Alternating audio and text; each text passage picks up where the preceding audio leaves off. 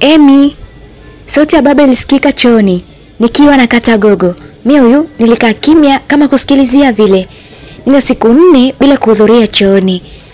Basi nafasi hii imepatikana asubuhi, acha nipumue dhambi zangu zote huko chooni. Natema mate chini, endapo yatakauka bila wewe kutokea, utaongeza kosa juu ya kosa. Baba alisisitiza. Sikutaka kujua ni kosa gani hilo nimefanya, kiasi cha kuongezewa kosa juu ya kosa. Wallahi, kama haja inaweza kutoka leo, sitarudia tena kula udongo. Sijui hata ilikuwaje, lakini nilifanikisha jambo langu. Acheni tu, nilitoka chooni mapigo ya moyo yalikuwa yanaenda kasi sana. Utadhani nimekimbizwa mwendo mrefu. Mpalange wangu ulikuwa unauma hatari. Utadhani nimeingizwa kala moto. Mate alotema baba yalikauka tayari. Kwa nini usitoroke tu? Mama alinishauri kwa jinsi nilivyokuwa najisikia ovyo, nilisi kupiga kelele hivi. Nijilaza sakafuni nikisubiri hukumu ya baba. Basi baba alitoka ndani akiwa kafura balaa. Ulipomaliza darasa la 7, uliambulia nini? Baba aliniuliza, nikamjibu 0. Akauliza tena, umesoma kidato cha 4? Nikamjibu, sijasoma. Akaniuliza, chuo umefika? Nikamjibu, hata majengo yake tu siyajui. Akaniuliza, Kiingereza unajua? Nikamjibu, sijui. Akaniuliza, unazungumza Kiswahili fasaha? Nikamjibu, Kiswahili changu ni hiki kibovu. Kuna muda hakijulikani. Na kuna muda hata sielewi kama ni Kiswahili cha wapi. Kwa majibu yako unaonipatia, unahisi kuna ofisi yako wewe kwenye hii dunia? Nikamwambia haipo, labda kuzimu. Hata kuzimu ambako unapasemea wewe kama hujasoma, amna ofisi zenu huko kabisa. Hivyo basi, marufuku kuchagua kazi. Kazi yoyote isiyo haramu itakuja mbele yako, naomba uipokee kwa mikono yako miwili. Baba yangu aliongea kama anahubiri hivi. Maana nilikuwa hata sielewi anaongea nini. Nikamwambia ndio baba. Umesema ndio Maana yake ni kwamba umekubali. Ndio baba. Kuna mwanajeshi anahitaji mfanyakazi wa kulea mtoto wake. Ni mtoto mkubwa mwenye umri wa miaka 5. Huyo hata chooni anaenda peke yake bila kusaidiwa. Kwa kuwa darasa la 7 ulipata 0, kidato cha 4 ukufika, na majengo ya chuo huyajui, yanafananaje? Naomba uipokee kazi kwa mikono miwili. Nimehonga 20,000 ili tu hii nafasi iwe ya kwako. Hivyo pokea kazi hii. Baba aliongea. Napokea baba, niliongea kwa kinyonge jamani, hata kama sijasoma. Kwa dada wa kazi tena za ndani. Sio poa tena kwa mjeda. Si ndio kubako huko jamani, na vile siwapendi hawa watu. Nilikusanya nguvu zangu na kusimama. Japo mpalange wangu ulikuwa bado unaniuma, lakini haukunizuia kutii amri ya baba. Niliingia ndani na kukusanya nguo zangu, nikajaza kwenye begi. Rudisha hilo begi kule. Nikuvaa sare mwanzo mwisho. Jeje, sijui kama tia chini zako utavaa ukipata likizo. Hivyo acha hilo begi. Baba aliongea kwa kunkazia macho. Basi mimi huyu niliweka begi chini huku nikijiuliza kichwani kwangu, ina maana hata chupi zangu siruhusu kubeba au zenyewe nitapatoa huko? Yes, nadhani nitapatoa huko. Nilijibu mwenyewe kichwani mwangu. Kisha nikasubiria baba atoe amri, tunaelekea wapi. Babangu mimi ni mbaili sana, uwezo wa kulipia pesa tupande daladala nao sana. Lakini aliazima baskeli kwa rafiki yake. Baskeli yenyewe ilikuwa imechoka kupita kiasi. Yaani kitendo cha mimi tu kukaa ililalamika. Ufanyi kazi ndio maana unakuwa na kilo nyingi kupita kiasi. Jitahidi kuzuia uzito wako, usije kusambaratisha usafiri wa watu. Baba aliongea, kisha tukaondoka. Nimshikilia baba kwa nguvu. Nilihisi kama tutadondoka. Baba yangu ana sifa balaa. Wakati tunakata kona, tulikutana na bodaboda. Wacha anze kuendesha kwa kasi, eti anashindana na bodaboda. Nilifumba macho kabisa, sikuelewa ni huyu mzee ni ipi. Pengine anataka tufe kabla siku zetu. Kudadeki, mbona nimemwacha sasa, tena yeye hakuwa hata abiria. Shida ya vijana siku hizi wavivu, yani kizazi cha watu wanaogopa mimba kuliko ukimwi na wanajisikia vibaya wakiombwa hela. Baba aliongea. Sikutaka kushindana naye hata kidogo kwa sababu ni kweli wanaogopa mimba kuliko ukimwi. Hatimaye tulifika kwenye nyumba ambao naenda kufanya kazi. Ilikuwa na ukuta mrefu kupita maelezo, kana kwamba ni mtihani mtu kupanda kwenye ule ukuta. Hapa jamaa alitumia akili nyingi sana na akili ya ziada. Yaani ni komesha kabisa kwa raia wanaopenda kuruka ukuta. Badala yake wangeingia tu getini. Baba aliongea huku akiniangalia kwa macho kunikadria. Mbona unanisema mimi? Sijataja mtu, wacha atubishe hodi. Baba aliongea kisha akabonyeza button ilikuwa getini alafu akatulia. Hii button inabonyezwa mara moja tu kisha unatulia kusikiliza majibu. Na sio kiolela kama unatwanga mahindi. Sekunde 2 zilipita, geti lilifunguliwa. Niwasaidie nini? Mlinzi aliuliza huku akitukagua kwa macho. Uweze kutusaidia chochote, tupeleke moja kwa moja kwa bosi wako. Baba aliongea. Okay, karibuni. Itapendeza hii basikeli nikiacha hapa itaibiwa? Mlinzi akasema hapana. Ni rahisi kutamka neno okay, lakini kuiandika ni kipengele. Kwa haraka tu hata darasa la 7 hujamaliza. Ukakamavu wako ndo umekubeba hata kupata kazi ya ulinzi. Hakikisha basikeli yangu haibiwi. Nilimwona mlinzi watu akiwa mnyonge, basi baba yangu aliniamuru nimfuate nyuma. Wenye hodi, baba alipaza sauti. Baada ya dakika moja hivi mlango ulifunguliwa. Alitoka mwanamke mwenye umri sawa na mama yangu. Tulijuliana hali kisha baba akazungumza. Lengo la sisi kuwa pale. Oh, karibu sana. Kijana wangu kapata dharura. Atakuwa hapa kesho kutwa, ila kwa kuwa binti yako yupo hapa kwa ajili ya kazi nitampokea. Wewe unaweza kuendelea shughuli zako. Naitwa Mama Medi. Mwanamke huyo alijitambulisha. Shukrani sana. Baba aliongea kisha akanivuta pembeni kidogo. Hujasoma, hivyo usiishi kama msomi. Baada yake usisahau kwa nini uko hapa. Baba aliongea kisha kaondoka. Bibi, maji ya kunywa. Sauti kali iliyopenya masikioni mwangu. Balaa hilo limeamka. Hebu njoo ndani. Mpatie lile maji. Ukimaliza hapo nifuate, nikupatie sare za kazi. Mama Medi aliongea. Basi mie huyo nilimfuata nyuma, huku shingo yangu ikiangaza huku na kule. Basi nilichukua maji na kuonyesha sehemu ya kuwapeleka. Ile nafungua mlango tu nilirushwa kopo. Mfanyakazi mwingine tena. Hii ni balaa ise, nisamee bure. Nilijua ni yule kivuruge, bila shaka kaondoka. Lili aliongea huku akionyesha mkono nimpatie maji ya kunywa. Chumba chake kilitapakaa picha za mwanaume alivalia magwanda ya jeshi. Bila shaka ndio mwajiri wangu, asakikuwa ananilipa mshahara. Hebu nisaidie kukusanya hizo picha zote kabla mwenye nazo ajarudi. Lili aliongea kisha akajifunika gubi. Basi nilianza kuokota picha moja baada ya nyingine. Kadri nilivyozidi kutazama ndo akili yangu inaniambia kuna mahali umewahi kumuona huyo mwanaume. Sikuwa na uhakika ni wapi, ila kwa kuwa nipo hapa nitapata uhakika. Niliweka picha zote mezani kisha nikaenda kumsikiliza Mama Medi. Atakuwa tumemalizana.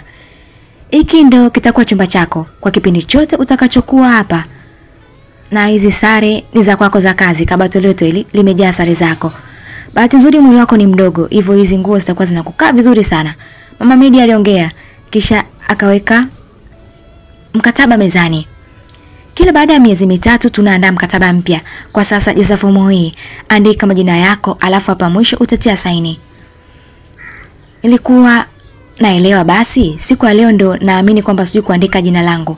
Emilina, inakushinda kuandika? Mama Medi aliniuliza. Sio kwamba inanishinda, ni mara yangu ya kwanza kusaini mkataba. Basi akili yangu inarukaruka tu ovyo. Liongea lakini ukweli ni kwamba sikuwa najua kuandika jina langu. Ukiniambia Emi naweza, ila Emilina jangara ni kunitafutia balaa. Mtanisamee kwa sababu sitawatajia mshahara wangu. Walimwengu atupendani kabisa. Nilianza kazi rasmi mahali hapa. Sikuwa na kazi nyingi kama nilivyokuwa nafikiria. Kesho Medi atakuja. Andika mahitaji yako yote hapa kwenye karatasi. Hatabiriki huyo.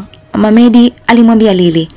Usijali, nitaandika usiku na dada Emi. Lili aliongea, akaendelea kutazama katuni. Vile alivyokuwa anatazama nilikuwa na uchu wa kuangalia tamthilia ya dunia. Nilitamani hata nimkopwe remote. Sema basi tu, Sikuwa na namna isee. Basi mida usiku nikiwa chumbani kwangu, Lili alikuja akiwa kashika karatasi na kalamu. Ebu nisaidie kuandika. Shika hii karatasi, nitakutajia utaandika, aliongea Lili. Nilichukua karatasi kwa kujiamini, mtoto huyu ana balaa. Ananitajia vitu vya Kiingereza, sikutaka kudharaulika wala kujishusha kwake. Niliandika kwa jinsi ninavyoona mimi ni sahihi.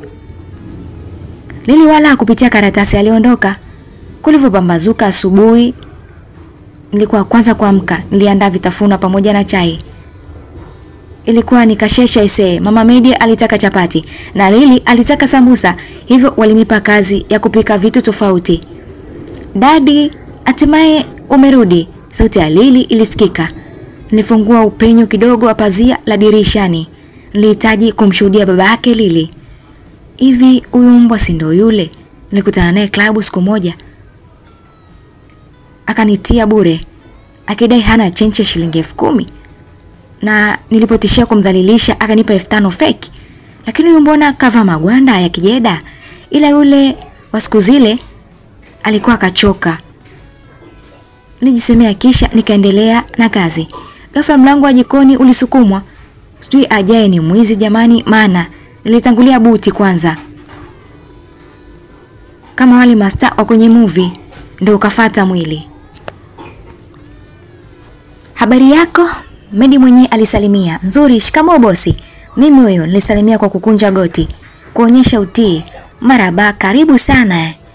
Nilisafiri siku 2-3 hivi. Sikuwepo. Naamini umepokelewa vizuri na mama yangu. Sare za kazi zimekupendeza sana. Medi aliongea huku akinikodolea jicho.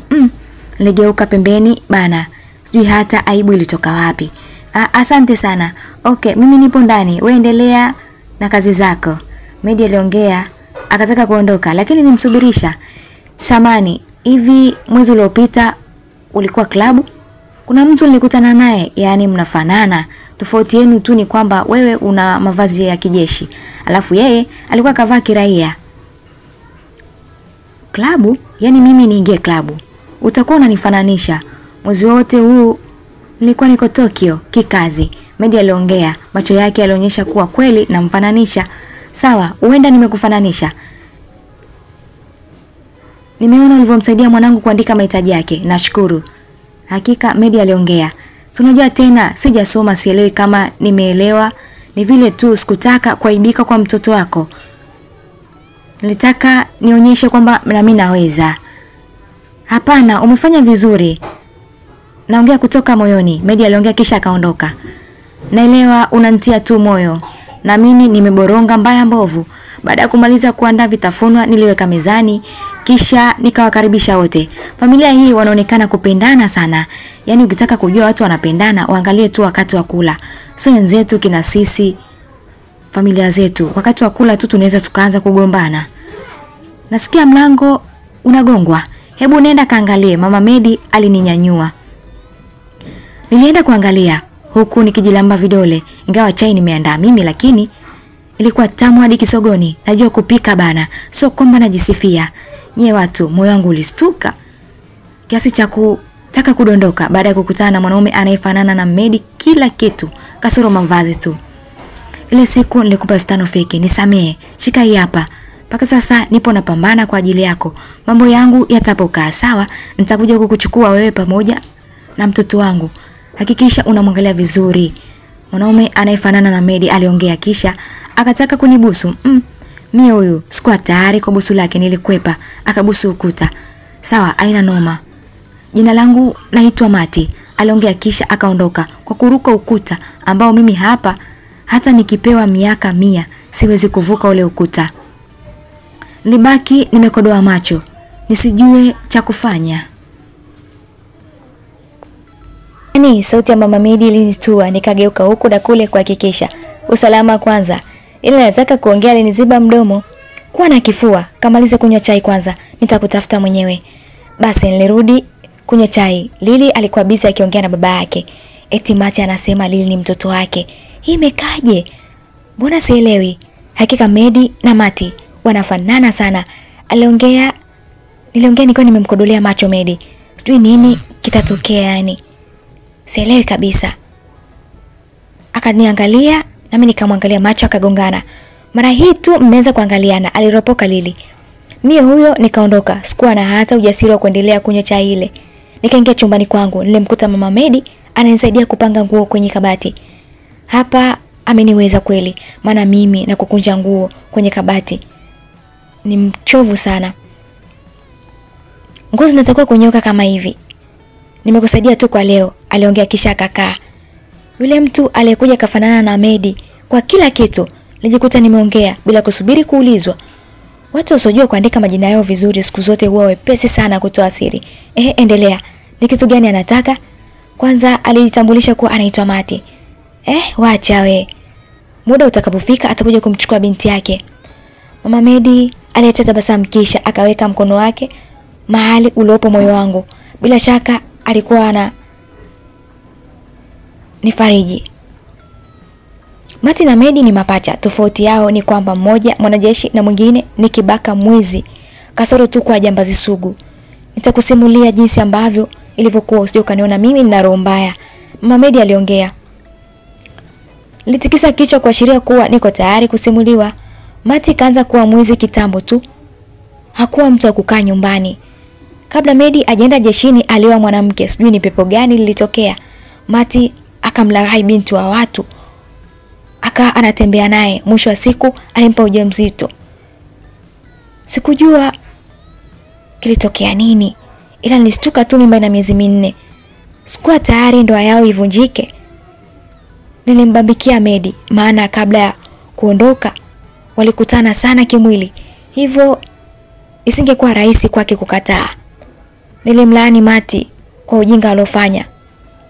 Tuseme haikuwa bahati tu, kwani baada mke wa Medi kujifungua alipoteza maisha.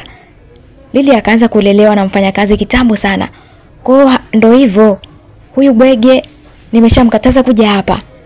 Hivyo kuwa makini, asije akakutumia vibaya. Mama Medi aliongea kisha akaondoka. Libaki kuganda, hivi mtu anawezaje kupata ujasiri wa kupita sehemu kaka yake aliyopita? Hakika ni maajabu. Ila nataka kutoka jikoni kuandaa chakula cha mchana. Medi aliingia.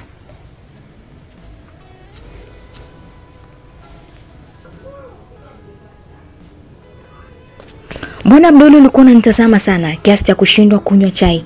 Vipi, navutia Medi aliuliza huku akinisogelea. Bala gani ile tena? Nilijikuta nikirudi nyuma. Yeye alizidi kuja. Mwisho wa siku akakaa kitandani. Jamani, huyu ana pepo gani? Au mampacha ndivyo alivyo? Pamoja na kukaa alizidi kunifuatilia. Mwisho wa siku nililala, akalala juu yangu. Wenda nikawa navutia sana. Sisi wengine tumefanana na mama zetu. Hivyo ni kawaida kwako wewe kunishangaa, japo ni siku chache tu, lakini binti yangu kavutiwa na wewe. Inaonekana unajua kukaa na watoto vizuri bila kujali kuwa ni wako sio wako. Naomba ukae na mtoto wangu vizuri, chochote unachotaka nitakupatia. Hata kama ukihitaji mashine yangu nitakupatia. Hakuna haja ya kukukwepa wala kwenda nje. Medi aliongea vile. Nyie. Sauti ya Lili ilinistua. Alikuja mlangoni. Medi aliondoka bila kuongea chochote. Mimi pia nikakimbia, nikamwacha Lili chumbani. Sijui ilikuwaje, lakini huu ndio ulikuwa mwanzo wa kuzoeana na Medi. Siku moja nilikuwa sina usingizi. Aliamka chumbani kwake, akaja kwangu. Emi, sijui nini kinanivuruga. Sina usingizi kabisa. Alikuja hadi chumbani kwangu na boksa yake ya kijeda ilikuwa imetuna mbele. Mapigo ya moyo yalienda kasi sana. Sikuelewa kafuata nini.